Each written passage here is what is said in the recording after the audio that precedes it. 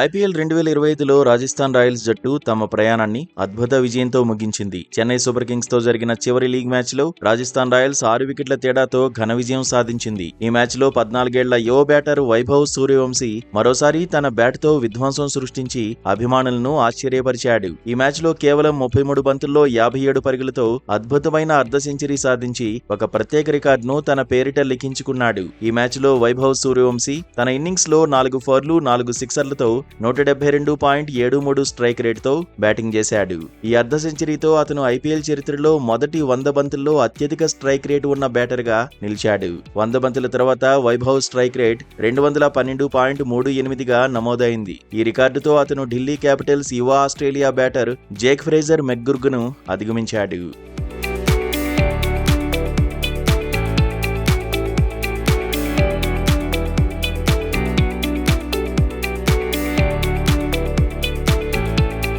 IPL 2024లో Delhi Capitals తరఫున అరంగేట్రం చేసిన జేక్ ఫ్రేజర్ మొదటి 100 బంతుల్లో 199.48 స్ట్రైక్ రేటుతో ఈ జాబితాలో మొదటి స్థానంలో ఉన్నాడు. కానీ ఇప్పుడు వైభవ్ ఈ రికార్డును బద్దలు కొట్టాడు.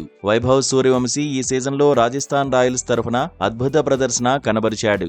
గుజరాత్ టైటాన్స్ తో జరిగిన మ్యాచ్ లో అతను 35 బంతుల్లో సెంచరీ సాధించి ఐపీఎల్ చరిత్రలో అతి పిన్న వయస్కుడిగా అత్యంత వేగవంతమైన సెంచరీ రికార్డు నెలకొల్పాడు. ఈ సీజన్లో 7 మ్యాచ్ల్లో 252 పరుగులు చేసి 206 స్ట్రైక్ రేటుతో అదరగొట్టాడు. చెన్నైతో మ్యాచ్లో కూడా అతను నూర్ అహ్మద్, రవీంద్ర జడేజా వంటి అనుభవజ్ఞులైన బౌలర్లను ఎదుర్కొని సిక్సర్లతో వారిని ఆశ్చర్యపరిచాడు.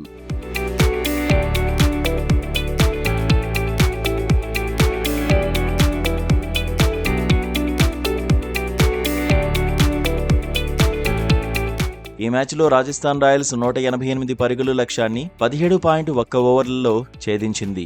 యశస్వి జైస్వాల్ 19 బంతుల్లో 36 పరుగులతో దూకుడుగా ఆరంభమిచ్చాడు. అయితే వైభవ్ సూర్యవంశీ, కెప్టెన్ సంజు శాంసన్ 98 పరుగుల భాగస్వామ్యంతో జట్టును విజయ తీరానికి చేర్చారు.